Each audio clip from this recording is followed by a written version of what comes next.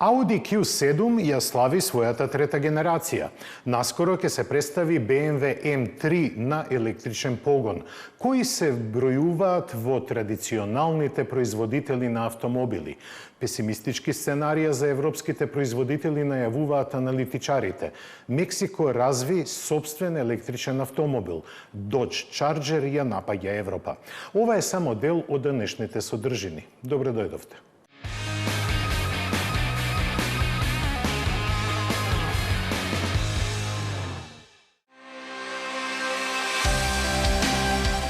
Полека се кристализира новата стратегија на Stellantis вредна 60 милиарди евра, во која се планирани 110 премиери на нови модели. Според нејзиниот клучен дел, 4 марки дефинирани како носечки ќе добијат дури 70% од парите за инвестирање.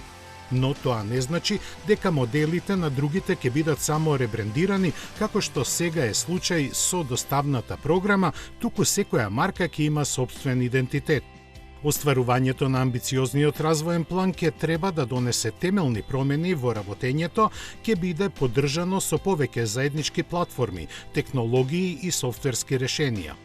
Ако планот успее, купувачите во наредните години би добиле технички понапредни автомобили со заеднички гени, но со поизразен карактер во зависност од логото на марката што го носат. Peugeot динамичен и модерен, Fiat со акцент на практичноста и пристапноста, а Jeep ќе остане фокусиран на авантуристичкиот дух и теренските способности.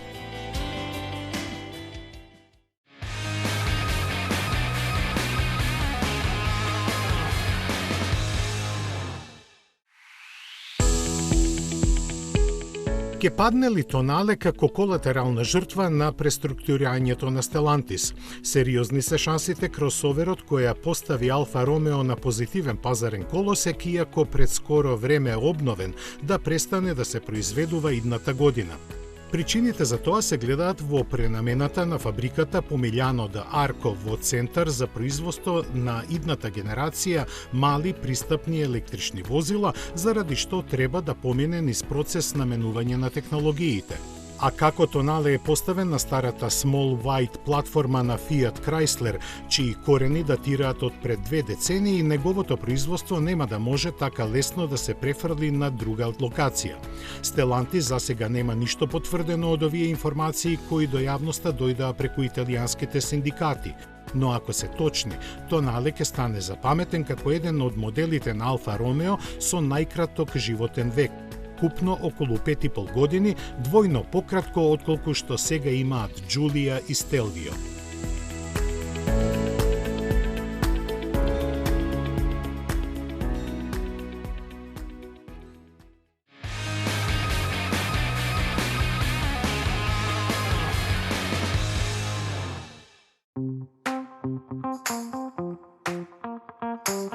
Genesis ја тргна завесата од својата нова иднина. GT моделот, креиран со помош на спортското оделение на матичниот Hyundai, е чекор поблиску до сериското производство. Под паролата «Луксуз на високите перформанси», корејците со него поставуваат камен темелник на новата стратегија, според која ќе се водат во текот на наредната деценија. Комбинирајќи ја естетската префинетост и екстремните возни својства, идниот спортски модел го отфрла конвенционалниот пристап кон перформансите, обседнат со коњските сили и секундите за брзување. Неговата филозофија е да ги спои благородната душа на марката и природната динамика која технологиите ја овозможуваат. За Magma GT, главниот креативец на Genesis, Лук Донкерволке, вели дека е отелотворение на визијата што тие ја имаат за луксузот и атлетските карактеристики на еден ваков модел. Кој погонски систем треба да ги обезбеди од Genesis не откриваат, но најверојатно тоа е новата верзија на 3,2 литарскиот V8 со хибридниот GMR 001 хиперавтомобил наменет за Леман.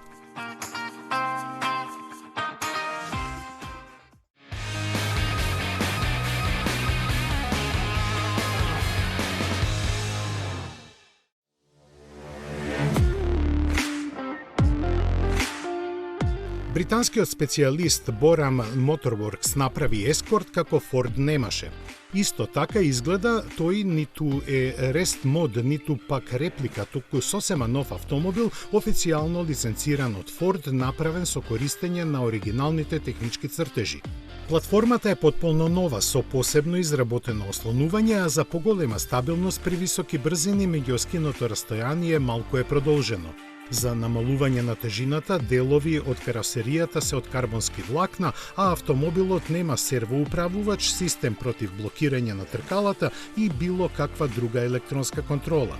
Посебна приказна е моторот со зафатнено од 2,1 литар, способен да истисне 330 конски сили при 10.000 вртежи во минута, спарен со 5-степен мануелен менувач.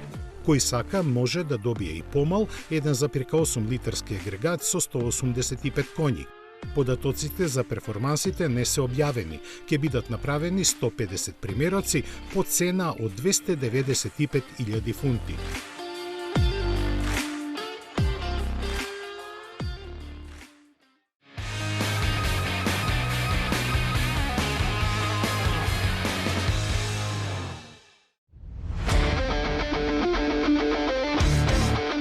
Stellantis го лансираше првиот европски лип мотор, моделот B05.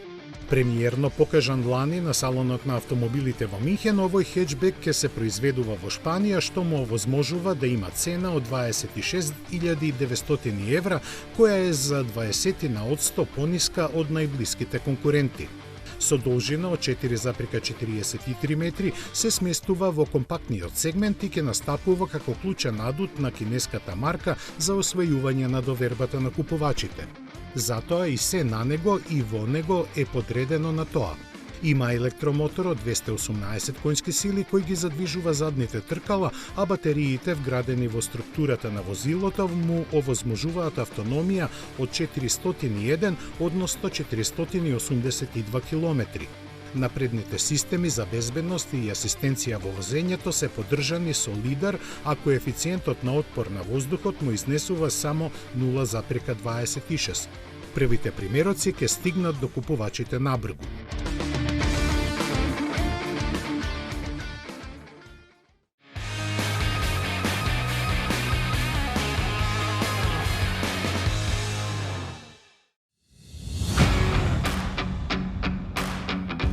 Символот на американските мускулести автомобили Dodge Challenger, кој годинава го прославува својот 60-ти роден ден, пристигнува во Европа. Како и во својата матична земја, купувачите ќе имаат широк избор со бензински или електричен погон и со каросерија со 2 или 4 врати. Бензинските модели се со 3-литарски 6-цилиндрични мотори со 420 и 550 конски сили, додека електричните располагаат со 536 и 670 коњи. Најсилната верзија забрзува до 100 на час за 3,3 секунди и постигнува максимални 220 км на час. Опременоста е прилагодена на европските вкусови, а првите испораки ќе започнат во септември. Цените стартуваат од 66.000 евра. За споредба, најефтината верзија на Dodge Challenger во Америка се продава за $50.000.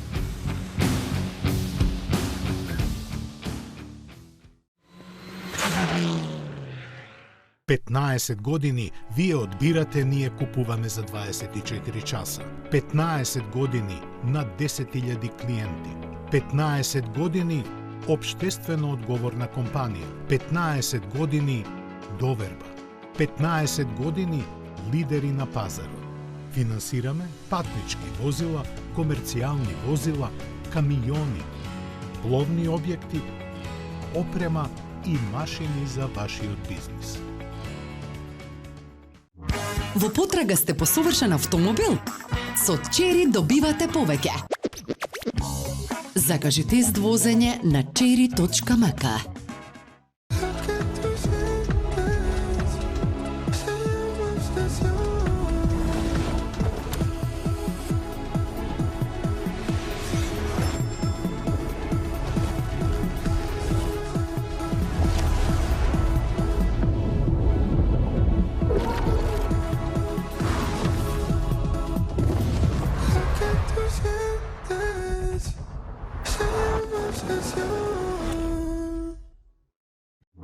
Во потрага сте по совршен автомобил?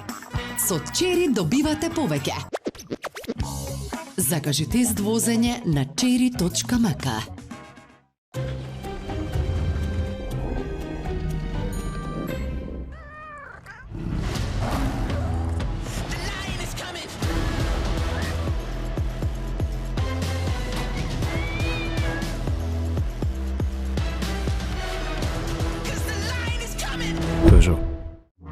Во потрага сте по совршен автомобил? Со Чери добивате повеќе. Закажи тест возење на cherry.mk. Метрополис, број 1 радиомрежа. 15 години вие одбирате, ние купуваме за 24 часа. 15 години над 10.000 клиенти. 15 години општествено одговорна компанија. 15 години доверба. 15 години лидери на пазарот. Финансираме патнички возила, комерцијални возила, камиони, пловни објекти, опрема и машини за вашиот бизнис.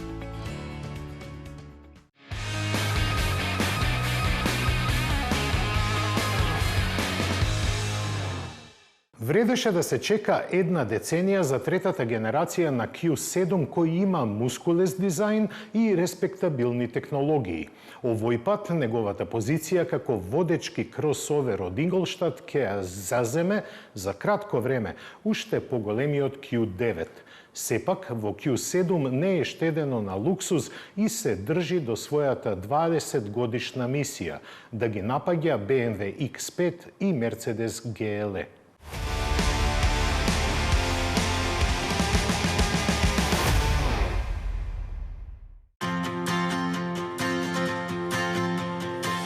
Во споредба со стариот, кој уживаше во долг 10-годишен животен век, новиот Q7 изгледа многу помускулест. Повисокиот преден дел, суптилно расширените предни и оттечените задни браници му помагаат да проектира цврста самодоверба што купувачите на луксузни кросовери ја посакуваат, иако меѓускиното растојание од 3 метри остана непроменето. Големата предна решетка има поголем центар со мрежест дизајн, а Q7 генерација 3 исто така носи промена на распоредот на двокатните поделени фарови што Audi веќе ги користи на модели како Q6 и Tron. Интелигентните сегментирани LED DRL светла се видени и на други Audi модели, но кај Q7 се уште понапредни.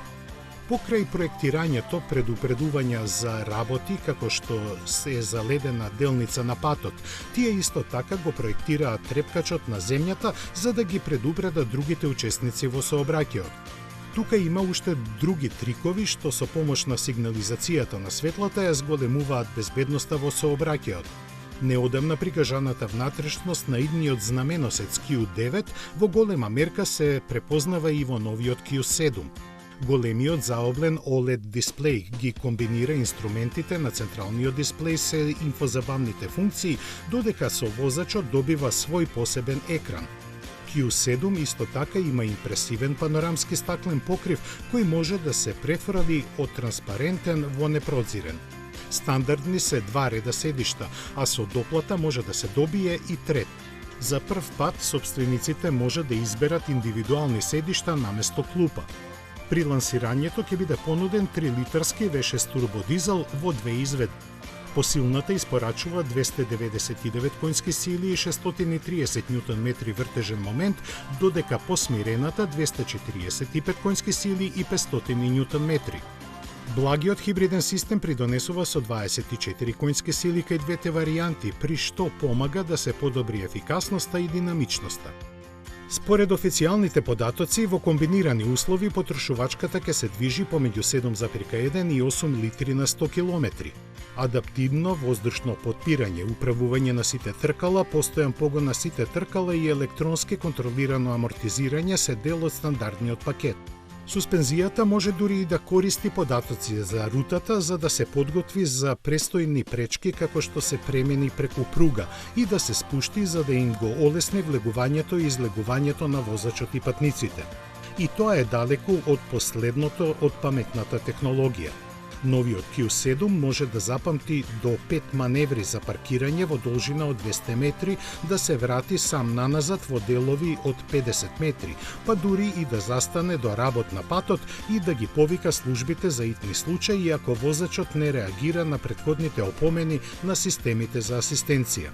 Продажбата започнува следниот месец, а првите испораки се очекуваат во септември по почетна цена во Германија помеѓу 88 до 90.500 евра. Без кинеските во светот постојат 60 производители на автомобили. Некои од нив и подолго од еден век ја обликуваат автомобилската индустрија и човечката цивилизација, почнувајќи од Мерцедес. Во следниот прилог ќе ве подсетиме на историјата на автомобилските марки кои денеска се сметаат за традиционални производители, марки кои се длабоко вградени во постаментите на современата мобилност и иновации. Воедно ќе посочиме и еден од најмладите брендови, основан пред само 8 години и е европски.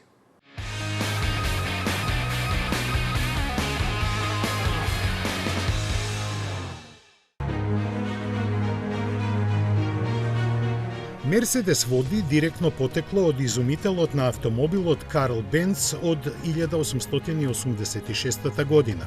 Неколку години подоцна започна со работа компанијата на Готлиб Даймлер и Вилхелм Мајбах, која меѓу другите го произведуваше и моделот наречен Мерцедес.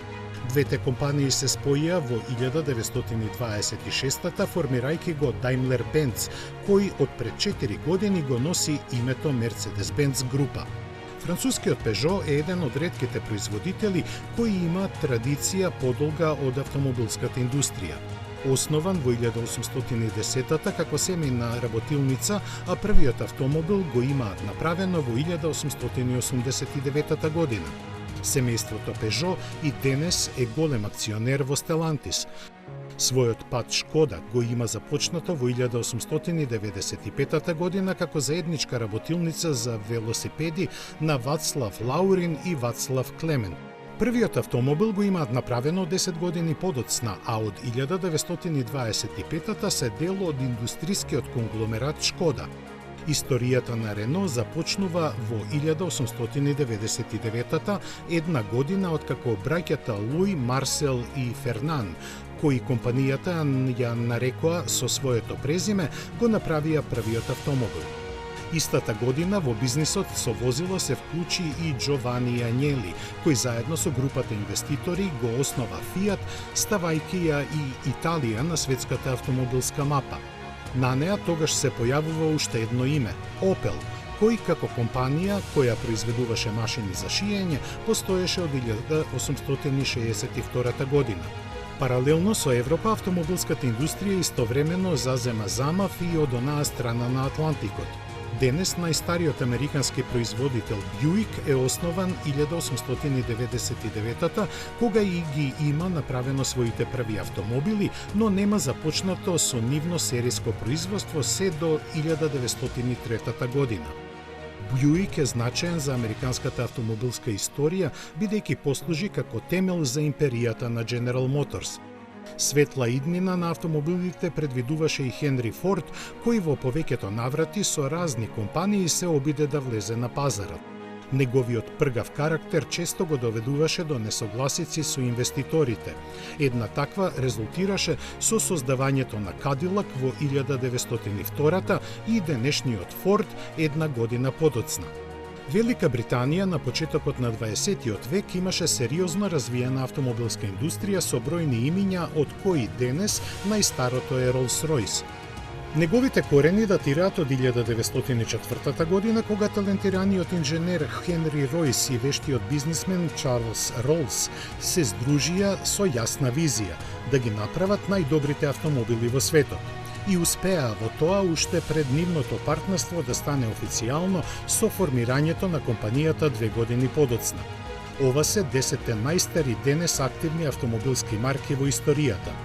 Ако пак сакаме да издвоиме некоја од најмладите, тогаш дилема нема, тоа е Купра. Настана во 2018-та со издвојување од Сеат и за кратко време се вивна до звездени височини. Успехот базиран на оригиналноста и перформансите беше крунисан есенва со милионитото продадено возило, докажувајќи дека на светот му требаат повеќе вакви автомобилски приказни. Мексико направи важен чекор во развојот на сопствената автомобилска индустрија. Представи електрично возило развиено од домашни ресурси. Мексиканците ниту приближно немаат амбиции што ги имаат кинескиот BYD, кој покрај кризата во која се наоѓа гледа светла иднина и бара производствени капацитети во Европа.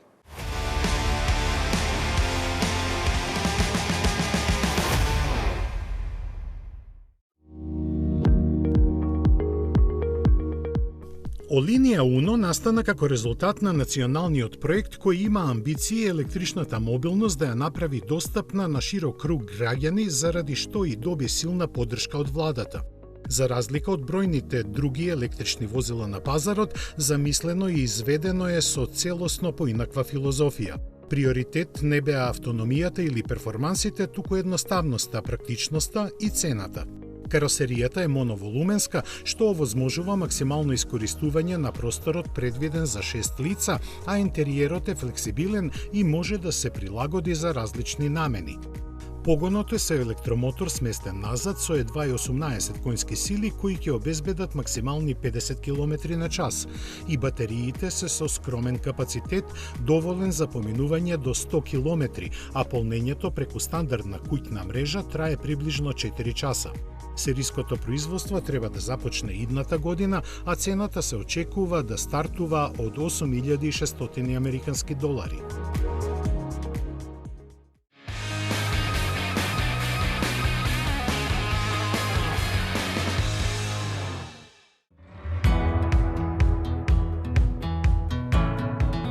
И покрај моменталното забавување, BYD смета дека во наредните 5 години може да стане најголем производител на возила во светот. Амбициите ги изнесе лично председателот на компанијата на годишниот собор на акционерите, кој не се задоволи со опаѓањето на вредноста на нивниот капитал. Раководството на BYD сепак е убедено во својата визија за иднината, тврдејќи дека втората генерација на Blade батериите заедно со системите за ултрабрзо полнење ќе покаже дека се во право.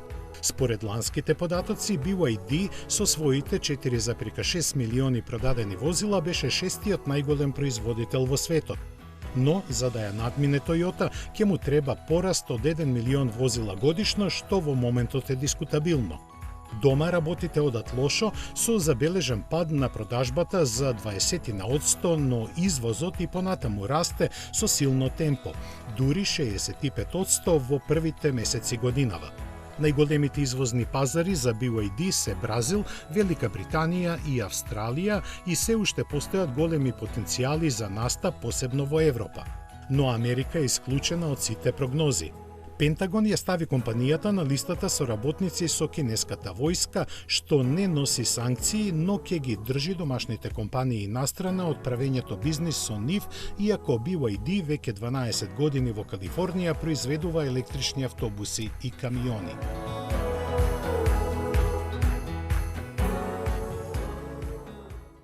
Истовремениот развој на возила на електричен погон и со мотори со внатрешно согорување ја исцрпи европската автомобилска индустрија.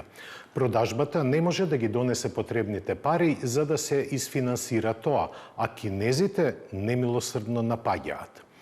Сепак, некои држави ќе профитираат од тоа, бидејќи таму ќе се одвива производството на кинески и европски марки.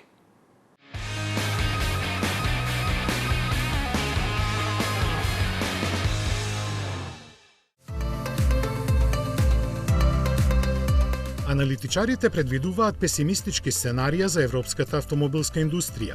Се проценува дека за околу 5-6 години кинезите ќе им превземат меѓу 1 и 2 милиони купувачи годишно на европските марки, што значи затворање на бројни фабрики. А тој процес е болен, трае неколку години и според проценките за една фабрика од 10.000 вработени чини повеќе од 1 милијарда евра. Отпуштени работници ќе има многу. Капацитетите на европските производители во моментот во просек работат едва и со 55%. Дополнителен притисок прави и фактот дека ако кај класичните автомобили повеќе од 80% од клучните компоненти се произведуваат во Европа, тој процент кај електричните се намалува на околу 70%. Затоа и не чуди што, иако изгледа како да си ја сечат гранката на која седат, европските компании се одлучуваат на подлабока соработка со кинеските, дури и на изнајмување или продажба на своите погони.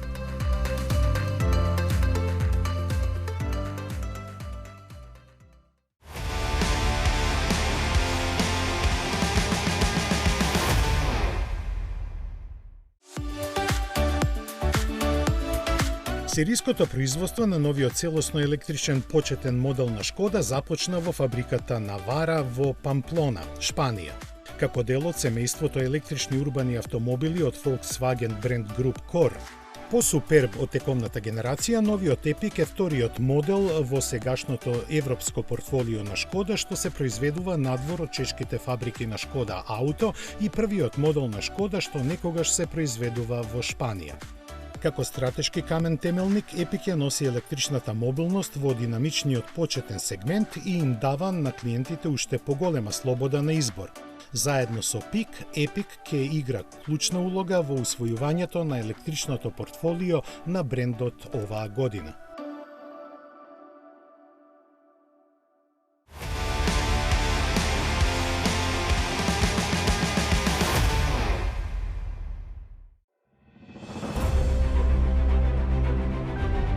И Мерцедес испорача вести од Шпанија. Во фабриката во Виторија започна сериското производство на електричниот VLE. Тоа е првото возило втемелено на новата модуларна и погонска флексибилна архитектура, која во иднина ќе биде технолошка основа за широк диапазон модели на марката. VLE ги комбинира удобноста на лимузина со просторноста и флексибилноста на моноволуменците. Собира до 8 патници, поддржува ултрабрзо полнење и има автономија од 700 км. Со возилото управува интелигентен оперативен систем кој ги обединува сите функции, од инфозабавниот систем преку асистентите на возачот до возните перформанси. За нив сепак ќе биде задолжен ултимативниот AMG GT4 кој својата сила ќе ја добива од новата генерација електромотори со аксијален флукс. Конструирани од британската компанија JASA, која е во собственост на Мерцедес, нивното производство е организирано во фабриката во Берлин. Револуционерни по многу нешта, тие се одликуваат со висока енергетска густина и компактни димензии. Дебелината им изнесува само 8 до 9 см. Процесот на производството е доста комплексен и се состои од вкупно 98 чекори. Се користи бакарна жица со правоаголен профил која мора брзо и прецизно да се витка на мал пречник, за што се користи помош од ласери. Контролата е поддржана од вештачка интелигенција, а целиот склоп мора да го издржи високиот притисок од маслото за ладење, потребно заради брзината на работата, која надминува 15.000 вртежи во минута.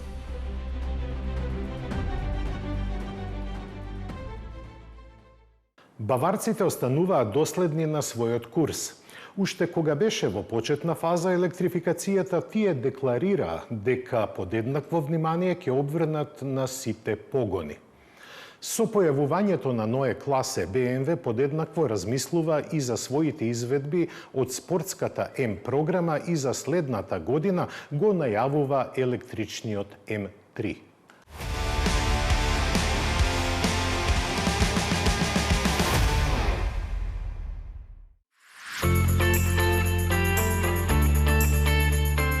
Пристигнува електричниот BMW M3.